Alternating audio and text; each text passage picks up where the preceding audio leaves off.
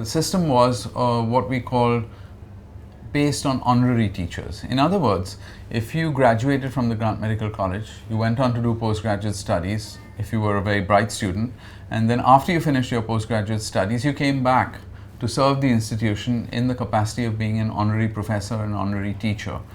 And these posts were highly coveted, and they were given really to the brightest and the best among the students, who then spent the next 30 years of their life teaching the next generation of students. So it was very much a process whereby you handed back to subsequent generations the knowledge and the experience that you had gained from the teachers who had imparted it to you in a previous generation. Honoraries were paid a paltry sum, just 500 rupees, supposedly to cover their transport. But we found that many of them would be working furiously long hours. I remember as a resident at JJ Hospital, I'd be up at 6:30 in the morning to have my cup of tea, and I'd hang out outside the window, and very often I'd see Dr. Jamshed Tarapurwala's car already parked on operating days. He'd be there by 7:30. Dr. Turrell, always there long hours. There was no real sort of feeling that because people were not paid, they had less of an obligation to actually teach or partake in the administrative responsibilities of departments. Entire departments grew to international standards purely on the honorary work that the consultants did and performed in Grant Medical College and JJ. They did make a living for themselves and their families by means of private practice, but that took place after hours. At a later stage, what the Medical Council of India wanted was to replace honoraries with full-time professors, full-time teachers who would be readers, lecturers, etc. And this did start taking place, but it wasn't easy because sadly the sums of money offered as salaries to full-time professors, assistant professors, etc. was not attractive enough for people to give up their lucrative practices as honorary consultants and then join the Grant Medical College in a full-time capacity, especially if they were highly successful, highly bright, highly brilliant physicians, surgeons, orthopedists, etc. You know, they find so much fault with the honorary system, right. But in that era, yes, it was a wonderful system. We used to enjoy teaching the students, right, treating the patients. We were asked to come at 9 o'clock. Right. Yes, we couldn't come at 9. We came at 9:30, 10 even. Nobody bothered. But we were quite sincere to do all the work, teaching or students or looking after patients, and then left. Not like 9 to 5 work that you leave. Right. And we were very happy. Students also were very happy. They respected us, they liked us, they ran after us to teach them. There were no private tuitions at that time, and we had a wonderful time. So we had a dichotomy where we had outstanding teachers among the honoraries and we had some fairly, I would say, mediocre ones among the full-timers. And unfortunately, what happened was that everybody would flock to the honoraries lectures, the honoraries classes, etc., etc. And many of them, like O.P. Kapoor, had a phenomenal love for teaching. I mean, Dr. Wadia himself may be a brilliant clinician, but in my opinion, he was an even more brilliant teacher. He simplified everything to a ridiculous level. It made it look as if neurology was utterly simple. And only when you went out to practice it yourself, you realized how difficult it was. So people would flock to the lectures and classes of these people, and the full-timers felt slighted in some sense, and that gave rise to a sense of rivalry and to some sense of confrontation between the honoraries and the full-timers, because the full-timers were then completely in charge of administration, so lecture halls would not be available, or students would be told that they had to attend something else when they were keen on the honoraries, etc. And then over a period of years, the system broke down and people were not really that keen on becoming honorary professors because of the bureaucratic quagmire that they'd find themselves in, which according to me was an extremely sad thing, because all of us who are graduates of Grant Medical College and the JJ Hospital feel a tremendous natural inbuilt love for the institution to go back and nurture the students of subsequent generations. And those were, the quality and the ethos of medicine was there for us to learn from our teachers. Each of them. We are two great teachers, Dr. Dastur and Dr. Setna. Anatomy. They were dedicated people. They took interest in us. Dr. P.S. Dastur, Right. he was assistant professor of anatomy. Right. He wrote my name on a card and Scarpa on that and threw the card at me. That means I have to dissect Scarpa. That day onward. But he was a wonderful teacher, anatomist, Right. and I respected him very much. It was the best anatomical museum in the city of Bombay. And it was all the creation of one man, this Dr. Dastur. Dastur was a short little man with a cigarette always to the corner of his mouth. Always. He used to talk and even lecture, and his drawings were absolutely superb. Really? Just like the books, you know, Really? the anatomy Really? books. Really? He used to draw on the board. Right. You know, it was superb, and he was a good lecturer. And he always had the cigarette. What was Dr. Dastur like?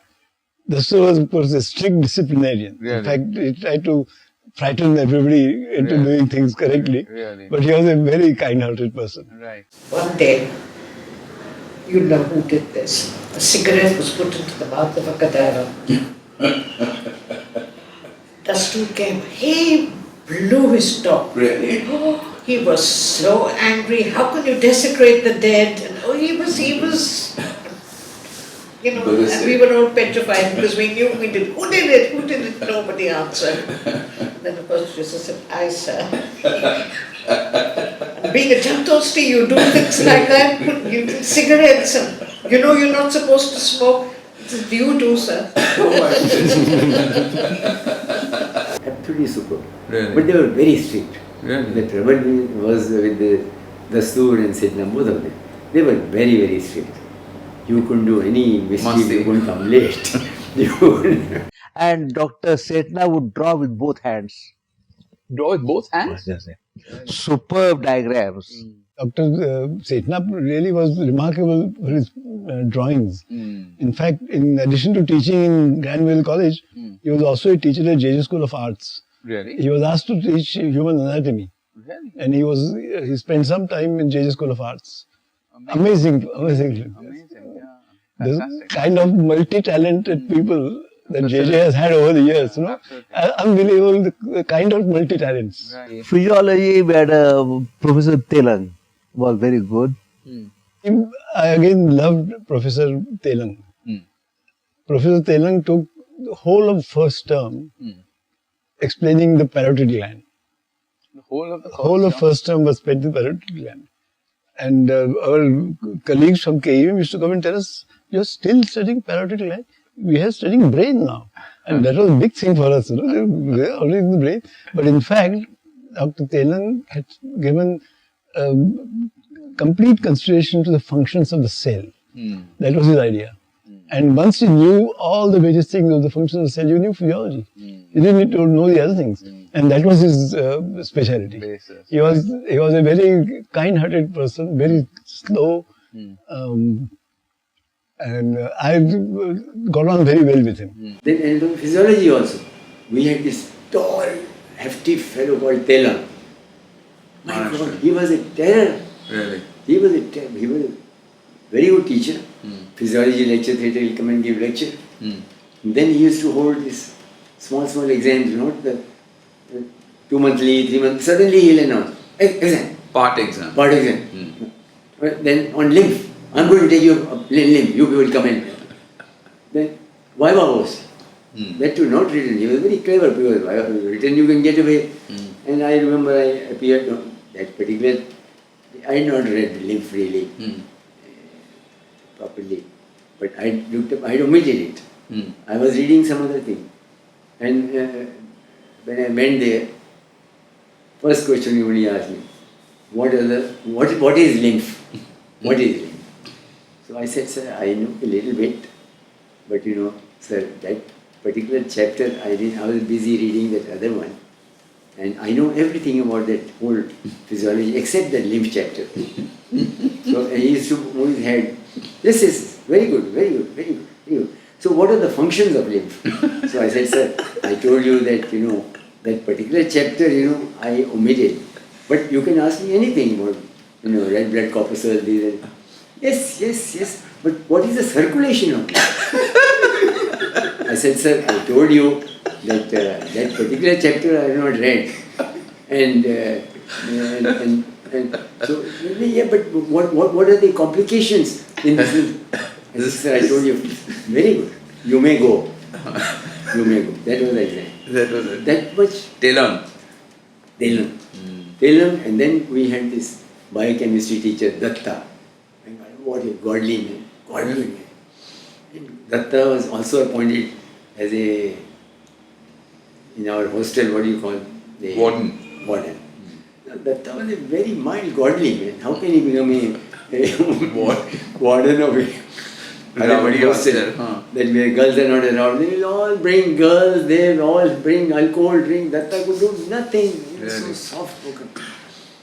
And then only somebody told me that eggs are good. And I had never had eggs in that Gurukul. Gurukul means strict vegetarian. We never had seen eggs and so I started eating eggs.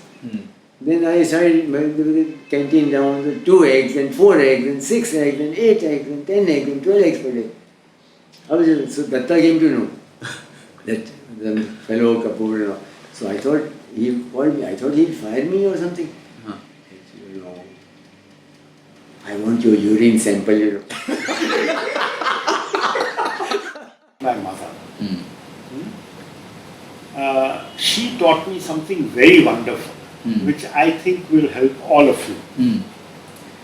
She said, you will come across a case where you don't know what to do.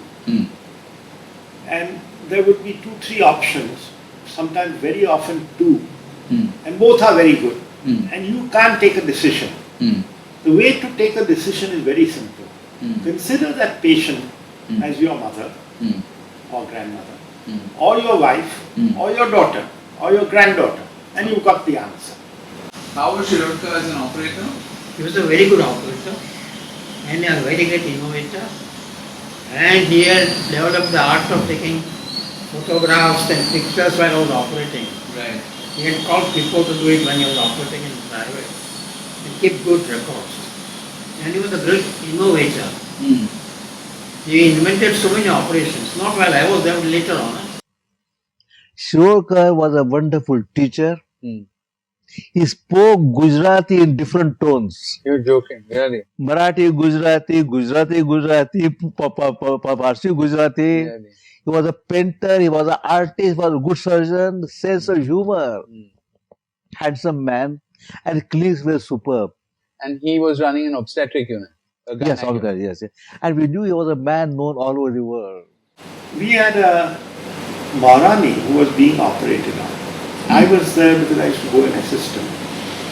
And the nurses were telling me that this fellow wants to come in. So I said, allow him to come in. No, he's the lover. He's not the Maharaja. And the Maharaja is sitting outside. And the lover is there. And it was well known to the whole of society that this is going on. So I said, now this is too much for me to decide whether the lover comes in or the Maharaja comes in. So Shrikhande came. So I said, you better ask the boss. He said in a flash, ask the patient whom she wants. And the patient wanted the lover. So the lover came, watched the operation, and everybody was happy. I worked with Mullah Fifuri for 6 months. The orthopedic superb lady. Wonderful lady. A great humanitarian. I had never seen a more humanitarian person than her. She was the first woman orthopedic surgeon. And I got along quite well with her. One day, Sorabjee, I was going from our outdoor to the ward, and she was with me. And there one woman from village had come. A child was crying. Hey, काय झालंय? He unfortunately says, भूख लागली, I'm hungry, not taking milk. Sister, give some milk to this child. This had never happened in my whole course. Here I saw a human being, outstanding. Surgeon was of course one and only. Shantilal J. He was a big name. Everybody talks about Shantilal J. Mehta. What were your experiences? He would carry a tin of cigarettes. A tin. I have seen him operating on a spine with a cigarette in his mouth. Can you believe it? He said, cigarette is, what did I say, is sterile.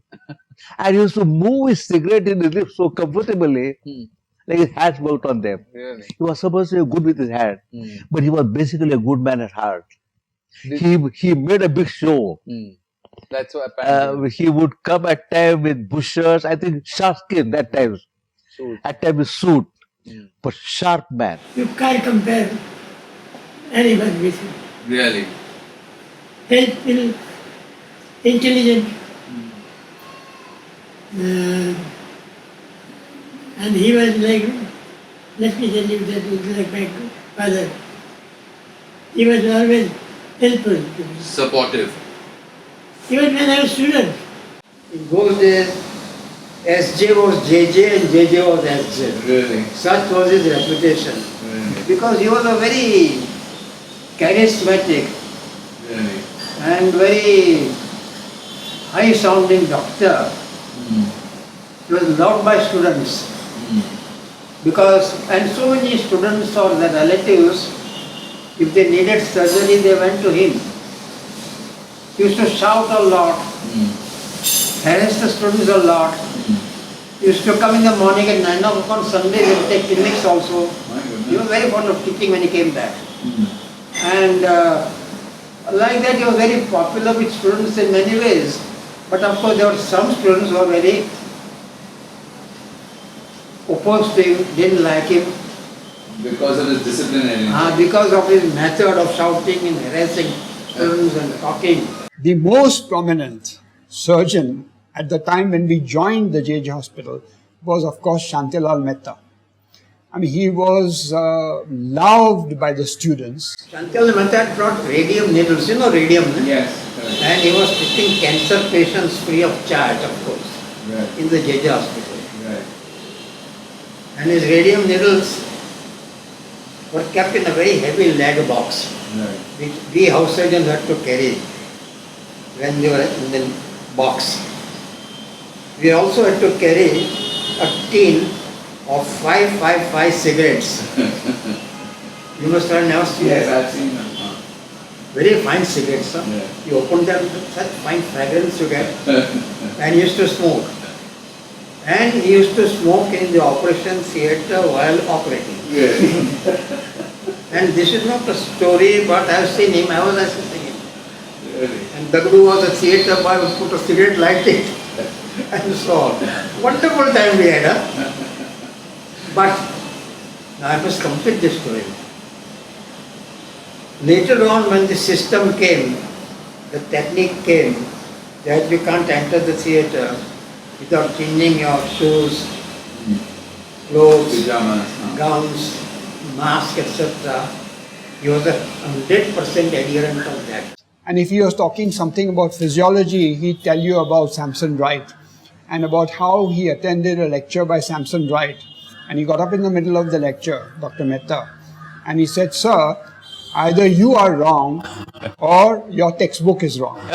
Because he had made a certain statement, which was at variance from what was given in the textbook. In his textbook. So Dr. Samson Wright got a copy of the textbook, and sure enough, Dr. Mehta was right. He used to start shouting and say, "Look at page 382 in Gray's Anatomy in the middle column, that is wrong." And we as students would be damn impressed. The big fat Gray, and here is the man who's finding all these things wrong in the Gray's Anatomy, which was an absolute Bible. And I used to come back home and relate this to my mother. So he said, "Don't worry about that. Don't listen to all this. You just concentrate on God." But Shantilal Mehta, very good teacher, but show off number one. Really? Show off number one. In what You'd sense? see the shirt, somebody, that shirt? I used to wear this shirt in London. I wear so and so. Like that. And every time, half the time he's talking about what he did. That there I got number one, first there, London, there. Apparently quite a brilliant man. No, he was a brilliant fellow, naturally. Really? Then he was a very good teacher, there was no question of that. And he was again very well dressed, because see that he was fond of putting on good suits. Again, Shantilal. So much so that later on in Jaslok, he didn't want to take me in Jaslok. He had refused to take me, because he had his own group. Correct. Wadia, DC Patel, Leela, etc. But later on, through the trustees, they took you. And then he used to envy my Mercedes car. He would stand on the gate. Kapoor, Mercedes car, chauffeur. Sir, I have just joined Jaslok Hospital. This is my earning from the whatever I am, not from Jaslok Hospital. I respect Dr. S. J. Mehta. The surgeon. He was of course hot-tempered and very loose-tempered with anybody. And as you may be knowing, he is the man who started this. It was his vision. Correct. To have a hospital of a high standard was his high. He must be been much senior. I was working under him. Oh. In his ward, As a house officer. Not as a houseman, as a student. Right. But he knew my activities, also. And I must say, I was the most privileged person with whom he behaved so nicely. Really? I don't think there is any person, student or outside, with whom he will get a little sort of a hot temper. He will get irritated and fire anybody, student. But as far as I was concerned, he did. So 2 things in his life he did. One was to make the new building in JJ Hospital. Very creditable, there is no question. Yeah, absolutely. And second was that he made Jaslok Hospital. So 2 big and in Jaslok Hospital, that time there was already Breach Candy Hospital, Bombay Hospital was already there also in 1 or 2. But he started super specialization in Jaslok, which was not there. Nephrologist and physiologist. Suddenly there was a call from India. Shantilal Mehta. He sent a message saying, look, would you like to come back and help develop the department of neurology? Because now we are really thinking of doing it. And I felt at once that I must go back. And that's how I came back. I was blessed in Menin D'Souza.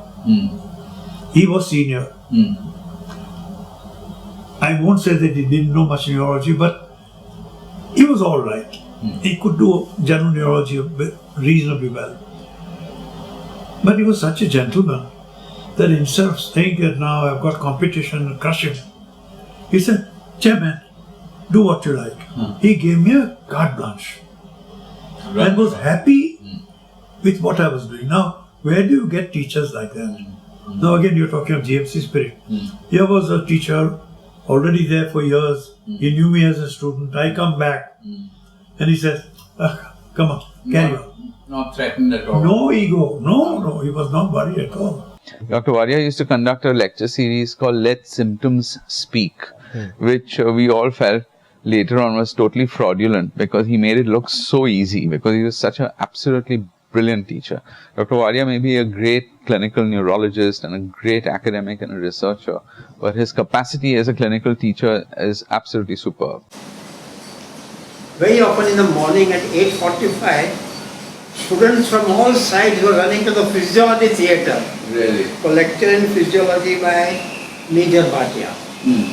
He was a dean for a long time. Right. He was very popular. Yeah. And you won't believe it, he was so popular that when he retired, he went by train, Frontier Mail, from Bombay Central, I think to Delhi, I don't remember. And hundreds of medical students went there and started shouting, Really? Estel Bhatia, Jai, Jai, Jai, karke. The train was delayed. He was so popular at that time. And there I will tell you a little story about my colleague, Dr. Jamshed Moos. He was 1 year junior to me. My teacher. Very bright, extremely bright. Somebody would be the gold medal type. Right. You know, and I would look up to him, Jamshed Moos. And he was junior to you? He's junior, but he was well known. His anatomy exam like that, pharmacology like that. Jamshed Moos was Jamshed Moos. He'd spend more time teaching than working. And even when he did, I don't know how to put it, when he had patients who had heart attacks, that would take a long time in those days to get well, to Stabilize. Yes, and say he did, I'm just giving a figure, 10 visits, he charged for 5. And I used to write out his bills and they said, what 5? You did 10. He said, I have a conscience and I can sleep at night. So I said, what does that mean? You have got a family? He said, yes. But why does a man get a heart attack? Because of problems. And if I add to it by charging him, that's not going to help him. Really? He always worked like that. Yes, but Jehangir, I used to say, but what about us? We've got 2 kids. That never stopped. He was, money never came into the Nothing, consideration. never came into it. He would hardly charge anybody. So I was going up for the exam, and he was also there. And he said to me, what are you doing? I said, I'm going to the Guy's Hospital Path Museum to study path pots to get ready for the MRCP exam. So he said, can I come along with you? I said, why not? We knew each other in college that way. So we both toddled off to Guy's Hospital and in the Path Museum. I saw that he knew more pathology than me already. And I always admired scholars. I really admired scholars, and I've been biased towards them sometimes. He's very clever, he must be better than me. That was always in my mind. So Jisa would say, this is so-and-so fat specimen. I said, Jisa, why don't you appear for the exam? You'll pass. You don't have to wait. So, you go ahead. And of course, next exam we took and he passed. People who knew him said that he didn't seem to struggle in medicine. Everything came to him with great facility. Absolutely, Is that with true? great ease, Yes. with absolute ease. Yeah. He never really had to study No, for anything. no, It just I felt came that. to him. Bomsi Wadia. Bomsi Wadia. Of course I remember very well. I was his MD examiner. Okay. When he appeared for MD, Dr. Gerard and I were examiners. And Dr. Bomsi Wadia was of a different category. He had so many likes, He liked playing cards. He liked driving. Used to go on motor rallies. He liked doing all sorts of mechanical things and so on. But he did obstetrics and gynecology and he passed. And Wadia, Dr. Gerard told me, he was sitting there in Noshir, Bomsi. I delivered his wife and he came out. Mrs. Wadia, his mother, was Gerard's patient and so on. Okay. So he had delivered Bomsi? OJ would tell me, which is also partly my mother, I would say. Incidentally, mother and OJ were very friendly. So he would say that go and see a patient. Even if she's dying, see her. Even if she's going to die, see her. Even if you made a mess, see her. That's absolutely true.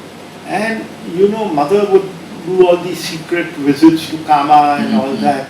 She would every day take a night round because of course the hospital was on the 5th floor and she was staying on the 3rd. Correct. So she would definitely go and take a night round. And this habit was inculcated in me also. So when I became a boss, my registrar used to feel very bad. And I used to tell them, I'm not coming to supervise you, I'm just coming for my own satisfaction. Correct. That's all. Correct. So see them. And then you never will be sued and the people will be always on your side. That They feel you are the fellow always came there. 3 times. Nobody else would come 5 times. He came even at night at 12 o'clock. He again came at 2 o'clock. He again came at 4 o'clock, etc. And she died in spite of it. So that's another good point. Dr. Saraiya, you remember him? Saraiya, How was he? Saraiya, he was an excellent teacher. So I was a little mischievous also. In Saraiya that operation theatre, and we are all supposed to look around what he is doing. And so I took these two girls, the chotlis and all, I tied them together. So they used to do this like this in all Gurukul, I remember. We used to have bodhis, what's a bodhi? That you shape the head. Yeah, little thing. So they used to tie two people's bodhis, horrible. So I did that.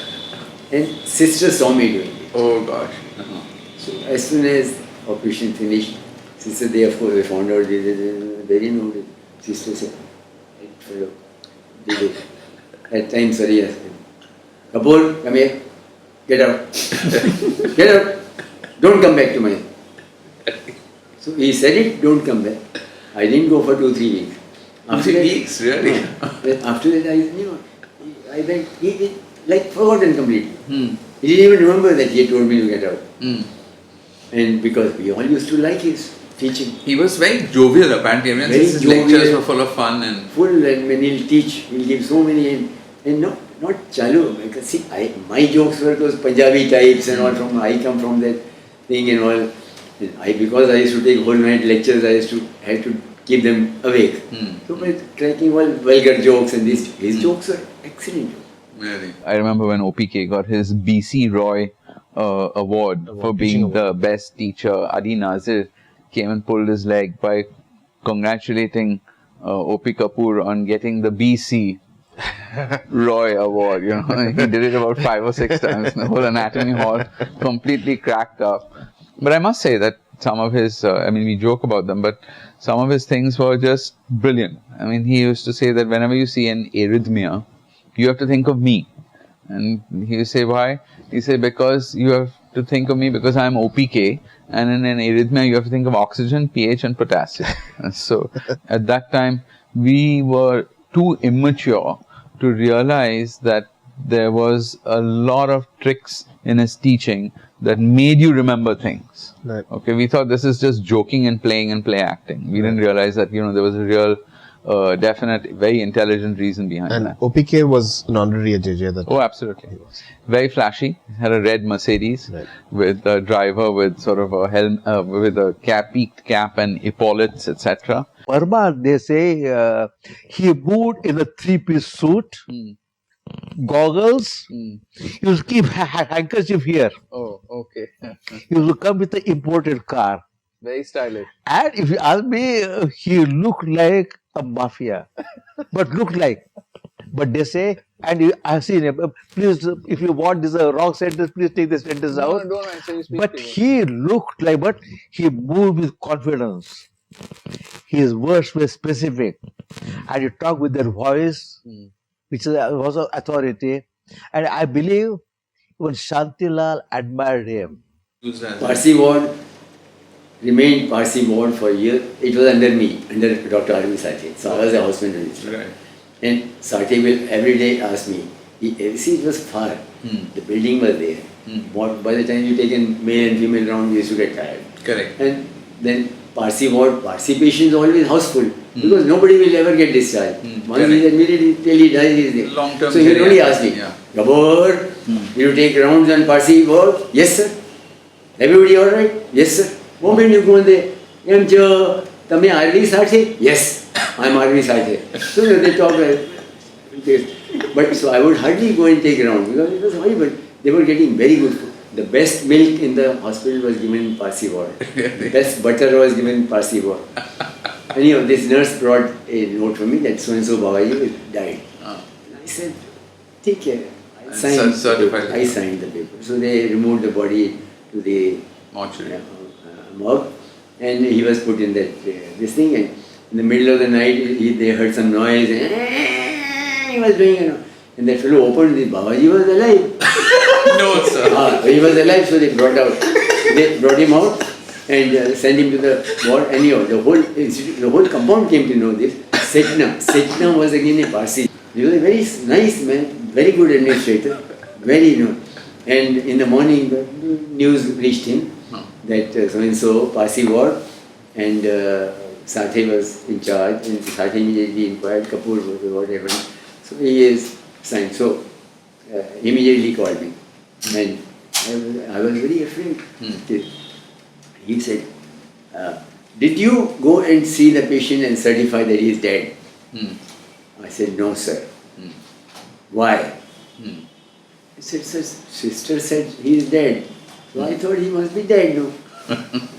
But I know that Parsi people sometimes they stop breathing, old people for a long time, she must have felt it. But do you know that it's your responsibility to go and see and check that they're dead? Yes, sir. Do you know I can throw you off just now for the institution? My God. Do you know what it costs this thing you've done? I'm leaving you. I'm sparing you. Because you are the Dr. R.V. Sati. He's a very nice gentleman and you are looked after the Parsi patient. Next time you do this, I'll throw you out. He used to shout. Cultured man? Very cultured. And Very smart cultured. dresser. Absolutely. I mean, one of the best cultured fellows, but anger in him will make them cry. And if they cry, he used to lose his temper more. First of all, I am shouting, then you are crying. So I learned all this. I was watching all this. I said, so when he started doing same thing to me, I did something to him and he would shout. I used to smile. Then he used to, I am shouting and you are smiling. Sir, if they cry, then also you shout. What should I do? I can only smile. Then he started laughing, smiling. He became... That's how he got tamed. When my other cousin brother, R.G. Talwalkar, got into uremic convulsions, we first went to Dr. Mulgaokar's nursing home. So he said, this is cervical, we don't treat this. So Sathe took him to JJ hospital and personally looked after him. Lovingly, he would give every 3 months, he'll give when there is a party for the students, they have to give. He'll call them to Wellington Club. And naturally, how will he call them? Kapoor, tell them all to come to Wellington Club. First time when he said, sir, I said, Wellington Club, sir, you don't know where is Wellington Club? Write down, address, so and so, so and so. When I went, the boys came there. I didn't know that those days jacket was a must. The students, somebody had told them. Everybody came in jacket. I had no jacket. So when I went there, your jacket? I don't have a jacket. I only this red shirt. Then he called it steward. Take out your jacket. Give it to him. Really? I put on the jacket. You wear a jacket at the Wellington? That time, you couldn't have dinner without a jacket in the same dining room. My goodness. After another 3 months, I was with 2 years, I think. Again, Kapoor, call them to Wellington Club. I used to see Wellington Club. My God, fantastic Wellington Club. So I said, I should become a member of this club. Very good. So opposite the dining room, there is the office, secretary's office. Now they shifted to their building. Exactly opposite dining room. So in between I got up, sir, I want to go to the toilet. I went to the office. That same secretary who is there now, Devdar. My name is Dr. Kapoor and I want to become a member of this club. He looked at me and said, your father is a member? No. Your grandfather is a member? No. Get out. You can't become a member. I was shocked. Again after 3 months, next time, Kapoor, call everybody in Wellington Club. Now I was getting fond of this club. This time, his office opened up to 8 o'clock. And you had a jacket now? And I had a jacket. So I went, Mr. Devdar, at least give me a form, no? There must be some application form. Go, I'll give you. It will take 30 years before they call you. 30 years? I registered 30 years. And I got the form. I said, he did not nominated by a secretary. And without that, you can't come for the interview. Somebody has to nominate. I didn't know so. Next day, he was taking rounds. He was in a very good mood. Saturday. Then I told him, sir, I brought that form of Wellington. If you can nominate. Oh my God. We lost his temper. Really? Everybody was running away because he was in temper. This bloody Punjabi, go and become film actor, go and do business, make films, buy hotels. You are not fit to be doctor. You are doing your MD and you are dreaming of Wellington Club. He got so upset. I couldn't talk to him. Everything was good. And after 3-4 weeks, I read one article amoebic hepatitis, 1100 cases of amoebic hepatitis. From what that lady, Parsi lady used to have record. And I analyzed him, O.P. Kapoor and R.V. Satya. He was very impressed. Very good article, such a hard work you have done. Freni marker. Freni marker. Oh, she used to keep the record. No, she has to keep the record of whatever you write there. Everybody used to write amoebic hepatitis. So I found 1100 cases. I was very highly impressed. So he was in a good mood. And I told him, sir, that fellow told me there, it takes 30 years before they call you for interview. So unless I now apply, sir, I will never get a membership. Never. He smiled, signed, nominated. And you'll be surprised. Exactly after 30 years I was called for interview. Now Baba Motwani at one stage was both superintendent and dean and anatomy professor. Now Baba Motwani would sit there and finish the college, the hospital work. Then in the afternoon he moved to the Grand Medical College building and do the student work. And I'm told that he would write to the superintendent of the Grand Medical College as Baba Motwani would write. Dear Dr. Motwani, or dear superintendent. Yeah, seriously. And two separate correspondents. If there was a problem in the college, but the student, you are not allowing your students to go to the wards or whatever his complaints were. And Baba would write to him. He would reply to himself. He would reply to himself. Then happened for 6 months of Pandya was Baba was there. And then of course the two separate guys came in. That only J.J. honoraries. I mean, you should have seen Dr. Parmar coming in the car and getting out with a felt hat. And so unbelievable. It was like England. It was R.V. Satya getting out of the car. His suit, there was no question. Very strong personality. And then we had this Khwaja surgeon, short Muslim, among the Muslims. He was a very good surgeon, very good teacher also, but mild fellow. He was not like Satya, dressing up loudly. And then Satya was a little friendly, but Satya will go with. There were 6 people, at least 7 people behind you, as an honorary when you walk. So Satya will walk, 1 registrar, 2 housemen, 3 days, 2 there, 2 post-graduate.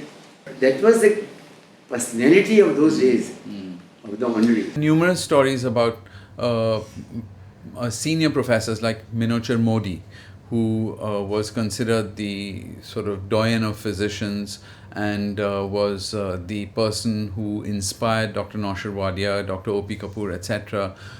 Doing visits late at night. Sometimes he would see his last patient in his car as he was leaving the hospital and finish the consultation in his car as he tried to get home or on to a next visit. And very often if people he sensed would not have the finances to buy medicines or get investigations, without them knowing it, he would quietly slip rupees under the pillow of the patient and walk away. And he was legendary for this, as I'm sure many others would be. And I personally felt the small human gestures that senior teachers can affect you far more than clinics and lectures on ethics. Absolutely. I've seen Shanta Mehta giving money from his pocket for x-rays. Really? That I remember more. I'll tell you one more thing about Shirodkar. We were all waiting for him, and Shirodkar came in his white clothes, chappals, and we were excited to be students. So as soon as I came, he was a big man at that time. Famous. One villager came and put his head on his feet. He said, "Kai zala?" He says, "My wife has delivered a child yesterday and nobody is showing me my child." Asa, wait. Sister, please go with this man and let him meet his wife and child. He turns to us, he says, "I remember the day when my son was born." He says, "The feelings of this man are no different than what were my feeling at that time." Doctor, These are the small episodes which have a lasting effect on me. Father also joined medicine in which year? He joined in 23.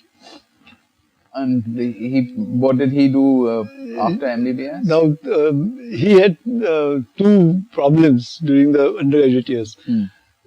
Asthma was a serious problem, and epilepsy. He would get epileptic fits. In 23, when he joined, Dr. Sathe was his colleague. So the two of them were together.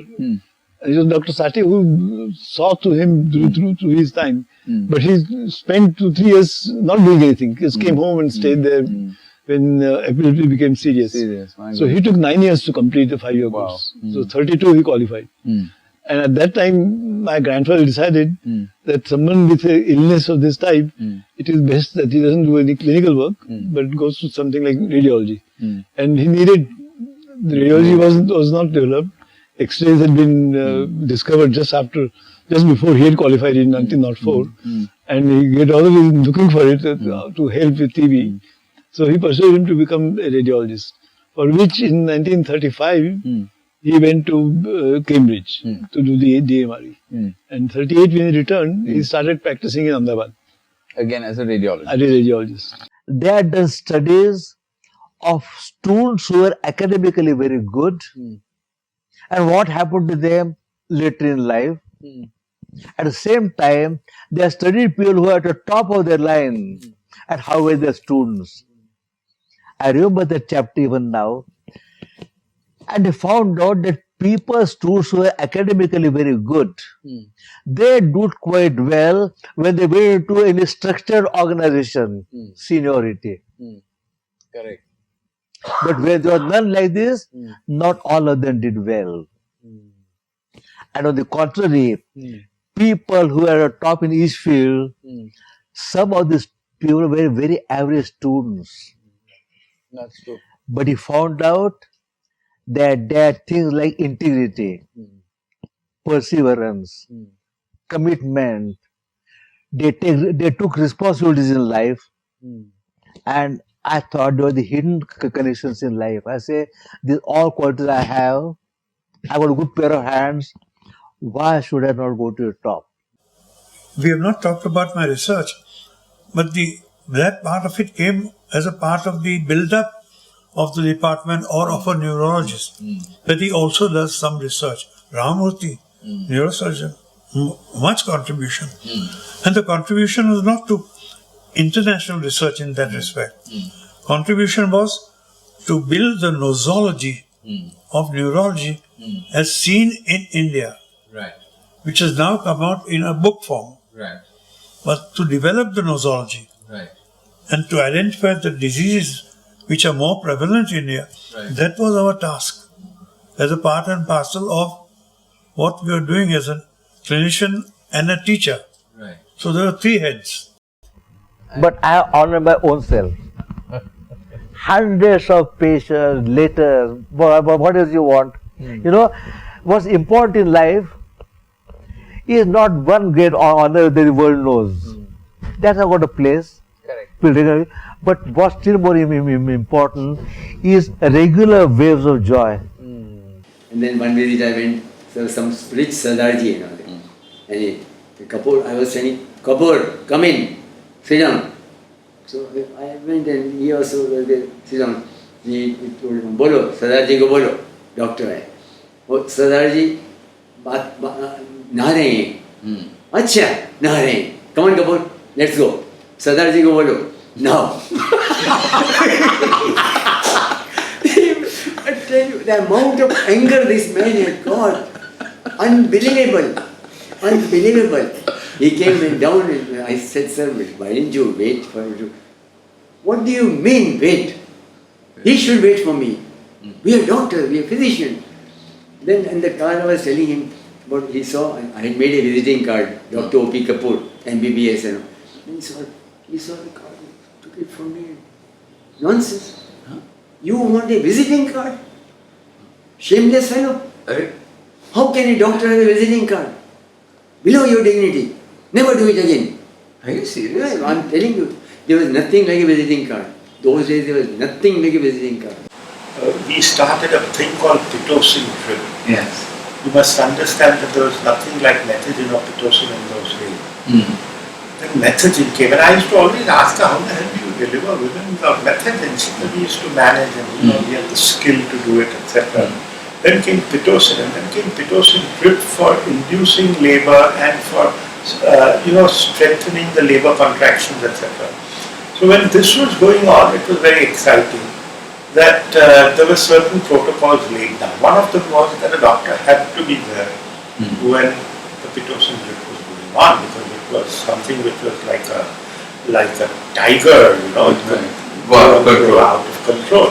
And you are having a living child over there and you are controlling. So you have to sort of monitor the fetal hearts, you have to monitor the contractions, etc. And somebody very responsible should be there. Today I believe a nurse might be able to manage it, but in those days it was so brand new that there had to be a doctor. So this protocol was laid down, and she had a registrar. I don't really remember her name, but she was related to, no, wait, don't let me start you on that way. She had a registrar who was, mother had this terrible habit, in a way good in brackets, that if you go to a movie, say on Sunday, the movie would finish at about 9. Then before going for dinner out or going back home, and you were at Regal or Metro, she would request Dad to just drop in at Kama to see all the patients, etc., etc. And she found on one of those occasions that there was nobody looking after this Pitocin drip. So she accosted the registrar the next day, and the registrar said, sorry madam, I was for a toilet break or whatever it was. And she was very magnanimous and she excused herself. This happened the second time. And now 2 toilet breaks simultaneously occurring, she still was magnanimous. The third time when it happened, she said, but where is she? If she's in a toilet break, call her. So the ward boy blurted out and said, oh yes, she's in the Metro Cinema and she's given me her ticket numbers. I'll go and get her just now. Oh, that blew the top off. That was the ultimate. And she told her that, look, this has been, now I found out that those were not toilet breaks, you were just going out all the time. And this is not acceptable, you resign and we'll forget the whole story. So she said, oh, I'm very sorry, the usual crying and all that. She said, nothing doing. I'm firm on this. You resign. I don't want you here at all. Now, suddenly, mother and father had their own lives, sort of thing. We used to meet regularly on the dining table. And the children and 2 of them would be sort of discussing what happened. And, the usual type of thing which goes on. Suddenly, one day, mother had an invitation from the governor. In those days, the governor was very haw-haw, and nobody was invited, and Kala being invited was something very rare. So they were invited for tea. Mother was invited for tea. So mother said, I never met this governor, and why the hell should we be invited for tea? So father said, of course, don't be stupid now, you're a big person. You just accept it and all that. So he started showing off to his friends that we've been invited for tea by the governor, and everybody was very excited about it. His friend and his group, which included some doctors, some engineers, some lawyers, etc., and his own sort of male group of friends, he was trying to show off to them that we've been invited for tea. And then mother sort of was smelling a rat, and why should I be invited for tea? So she phoned up to the comptroller of the household of governor and asked that, what is this tea for, and who all are invited? So she thought that maybe all the deans were invited, or something to that effect. She said, no madam, you're the only person with your husband who's invited. So she asked that, for what? So she said, Dr. Mrs. So-and-so, Dr. Miss So-and-so, she is the governor's niece. Oh. So she immediately... The registrar? Yeah. So she who was said, dismissed? Please cancel my tea, I don't come for tea. Tell him that I'm not coming for tea. Oh, really? My goodness. So there was an uproar in the house because father had already told half of Bombay that he was going for tea. What about the training posts? Did we output some stellar neurologists from the department who went on to become big successes abroad? If you look today, there are about 100 neurologists all over the world who have been trained in our department. This is one quality of yours which is very special and not common, to be honest, of a senior who is very warm and generous with his praise, encouraging juniors to flow with no fear that they are threatening to them or may overshadow them, etc. What do you attribute this to? My own experiences in life, that nobody encouraged me. When our students go abroad, they definitely write back saying that what neurology was taught at home and the way you all handled bulk work, we just don't see it here. Because I've always had that impression is that the constant churn of patients so fast makes us very sharp in being able to pick up things. You have to. 25 patients in one outpatient in 2 hours and 2.5 hours. You are ill, get in. You are not ill, take this drug. I was appointed as a casualty medical officer. That I used to do 1 year or so. And there was one Makka on April 1st. He was also in casualty. So he rang up the professor and said that a serious case is coming. So 5 or 6 of them to casualty. No, they went to the theatre. He rang up from casualty that a case has come and I have admitted the case. So he rang the professor? Oh, yes. And he didn't get into trouble? He got into trouble. I was born in Ahmedabad, where my grandfather was a general practitioner and a TB specialist, who also was doctor to Mahatma Gandhi. Oh, really? And he was said to be responsible for saving Mahatma Gandhi's life in 1915, soon after he had come back from South Africa, and he developed amyloid dysentery. That's quite a dramatic story of that time. Mahatma Gandhi, according to his reports in his my autobiography, he had given up hope that he will survive. But because he wouldn't take any medicine that could be given by injection or by mouth. But my grandfather had suggested that he could give an enema. Will that do? So Mahatma Gandhi said, well, most certainly. He is a naturopath and anything with enema will do. Whatever medicine you want to put in, you can put into that. So he treated him by giving emetine by enema. My goodness. And along with hyoscine to soothe the gastrointestinal tract. And that worked like magic in the sense that he straight away went out to sleep. This was somewhere outside Ahmedabad. He had gone on a consultation there. My grandfather came back to Ahmedabad, and next morning again got the news that Mahatma Gandhi had gone mad because the hyoscine had started infecting. He had to be in toxicity. Mad as a hatter. This bit has not been reported by him when he was asked to write about this after Mahatma Gandhi died, which is now published in a book.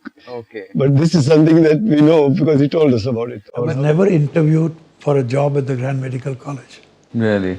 That was the power. What I'm saying is not me. That was the power of the honoraries. And at that stage. Yes. And he must have picked up a phone and told Moraji Desai, who was the chief minister, Moraji, I think we'd like to have this guy because I want to do this. I mean, that was the position. Where are we now? The decay, the rot, which we see today in these institutions set in when the government started its policy of appointing staff members in high positions like lecturer, assistant professor, professor, not on the basis of merit, but on other basis. And when this scheduled caste, scheduled tribe reservations came in, and when the weapon of transfer was used by the politicians to their advantage, and when corruption set in, so a newly set up institution, say in Ichhal Karanji, a guy is appointed there as a professor of medicine, but aspires to big things. So he uses his pull political connection. And gets transferred to the Grand Medical College as professor and head of the department. Now, his merit is questionable. He has no loyalty to the institution because he's come from outside. Correct. And this trend has been progressively worsening. We had some instructors, but they were not really very good. And I think, the quality of teaching had declined a lot by the time 1977-78 came around, because Grant Medical College, unlike the other municipal medical colleges in Bombay, was a government college, so people were transferable within the entire state of Maharashtra. So as a result of that, good people who would otherwise have joined in the past were reluctant to join, because you join Grant Medical College and become a professor or an assistant professor, and suddenly you could say, okay, off you go to Aurangabad or Nagpur, etc. And they were not willing to leave their families behind and leave Bombay. So there weren't that many great teachers. The honoraries who were there were nice people. Right. Ultimately, this government came and started finding fault. You must come at 9 and all that. Right. And there was a lot of friction. Right. And they ultimately got rid of the honorary system, Right. to the great regret of the students and the teachers. Undergraduate medical students were considered a bit of a nuisance. Right. Batches were large, so there wasn't that kind of personal interaction that could take place. The practice of medicine in those days was an art and science both. The scientific part has developed very greatly in the last 3 decades or so. Right. But unfortunately, the practice of medicine today is veering more and more towards commerce. Yes. And that is the most unfortunate part I see today. Commercialization of medicine. The fees are so high. You know my consultation fee when I started practice? How much was it? 30 rupees. Really? And at the end when I left it was 100 rupees. My goodness. Nowadays patients are in hospital, but a doctor attends daily and sees so many patients, and he sees one patient and charges 2,000, 5,000 rupees for consultation every day.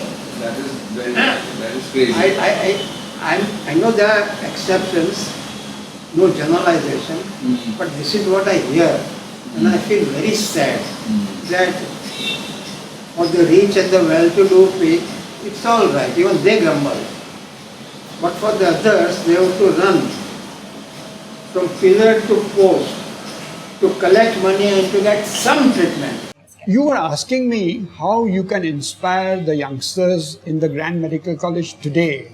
To have loyalty. One method, of course, is to make them aware of this heritage Exactly. that they have. Now, I was just telling you a few minutes ago, there was no consciousness about the history of these institutions when we were students. Right. Nobody ever told us that you had General, by that time he had become a general. You had General Bhatia as your dean. Nobody told us that. Nobody told us that you had Dr. Van Dyke Carter or Charles Moorhead or what he did. These names were never uttered by anybody. Till Dr. Rustam Jal Vakil was asked to come and deliver some lectures at the Grand Medical College, and he chose the history of the Grand Medical College as his subject. He was a historian. He's published at least 3 books, essays on the history of medicine. Variety, not the JJ and Grand, or variety of subjects. So he approached Dr. Frenny Maka, who was at that time the medical records officer. Correct. And he told her, you fish out material for me which I can use during these lectures. And at that time, the Grand Medical College library was in its old building, one full floor. Right. And there were the annual reports of the Grand Medical College from day 1 up to several copies of them on many occasions, several copies. There were all kinds of reports. There were reports of the Bombay Medical and Physical Society, which had been founded in Moorhead's time. The Bombay Medical Union proceedings were there. It was a mine, gold mine there. And Dr. Frenny Maka harvested that mine for Dr. Rustam Jal Vakil, and he used that. And if I remember well, there was a series of 3 or 4 lectures which he delivered on successive days. And those lectures blew our minds. This is what Grand Medical College is. This is what we have inherited. And so the spark which Dr. Rustam Jal Vakil ignited is what has resulted in all this stuff. So we always ask this question to the senior GMCites, is that all of us feel that there's something about the education in Grant Medical College which makes us into very special people and very exceptional doctors. That's what we claimed, Yes. what we thought. What is your view on that? I think it was so. Yes.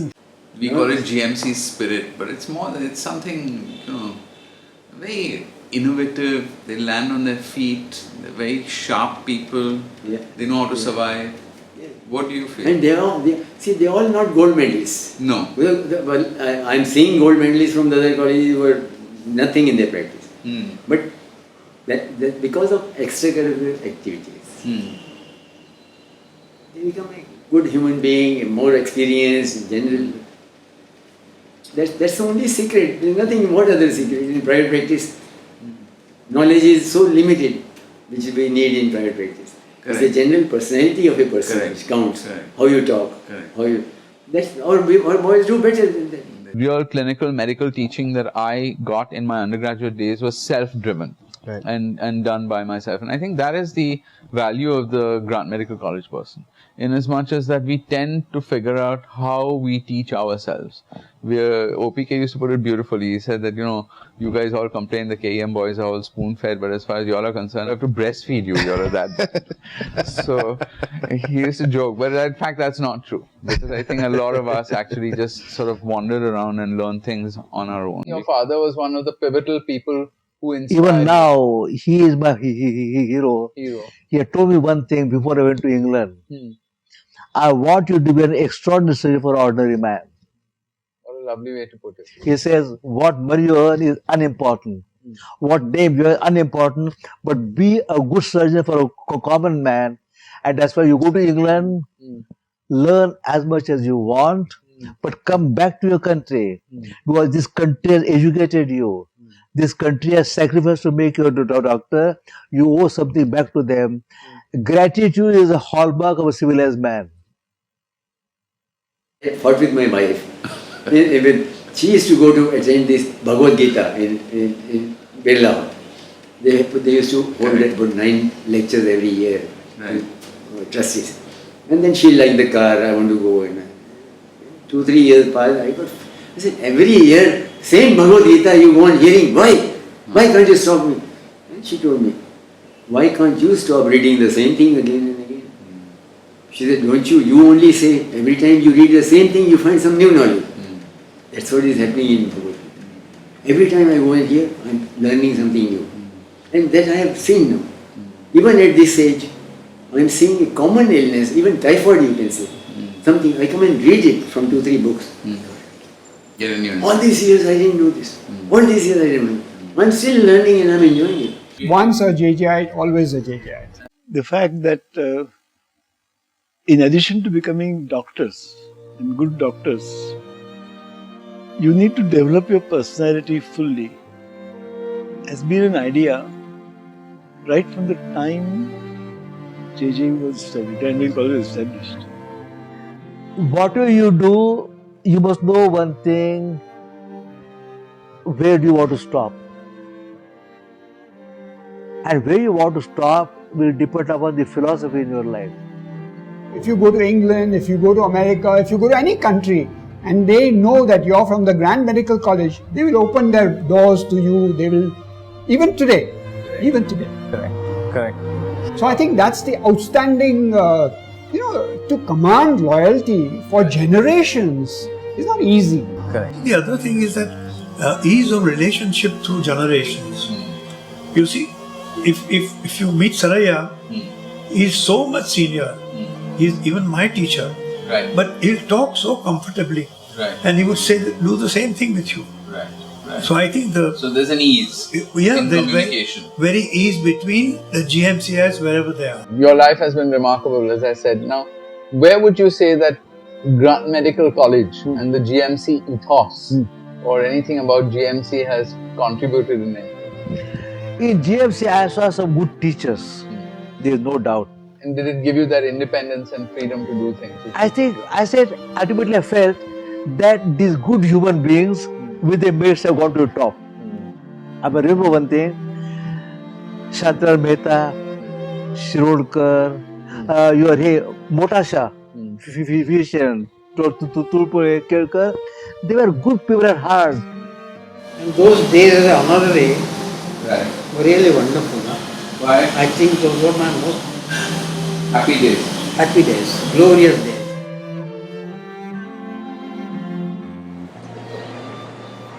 How many years did you spend in the JJ altogether? 30.